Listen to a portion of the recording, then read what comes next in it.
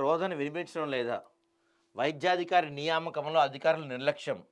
సకాలంలో అందని వైద్య సేవలు, ఆందోళనలో పశు పోషకులు. మనుషులకే అనుకున్నా పాపం జంతువులకు డాక్టర్లు లేరంట చూడండి. గ్రామాల్లో వైద్యం అందక మూగజీవాలు మృత్యువాత పడుతున్నాయి. పశు వైద్యశాలల్లో సిబ్బంది కొరత కారణంగా మూగజీవాలకు వైద్య సేవలు అందించేవారు కరువయ్యారు. గ్రామీణ ప్రాంత రైతులకు పాడి, పంట రెండూ కళ్ళలాంటివని భావిస్తూ పాడి పరిశ్రమను కంటికి రెప్పలా కాపాడుకుంటారు. అలాంటి పాడి పశువులకు రోగం వస్తే వైద్యం చేసే దిక్కే లేదు.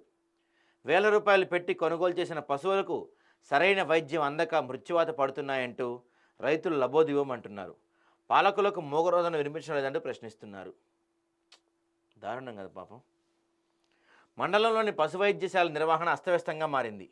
సూర్యాపేట జిల్లా పాలకవీడు మండలం జాన్పహాడ్లో ప్రాథమిక పశు వైద్య కేంద్రం ఉంది. ఇక్కడ పనిచేస్తున్న పశు వైద్యాధికారికి 2 నెలల క్రితం రాజీనామా చేసి వెళ్ళిపోయారు. అప్పటి నుండి ఇప్పటి వరకు మండల పశు వైద్యాధికారి నియమించడంలో ఉన్నతాధికారులు విఫలమయ్యారు.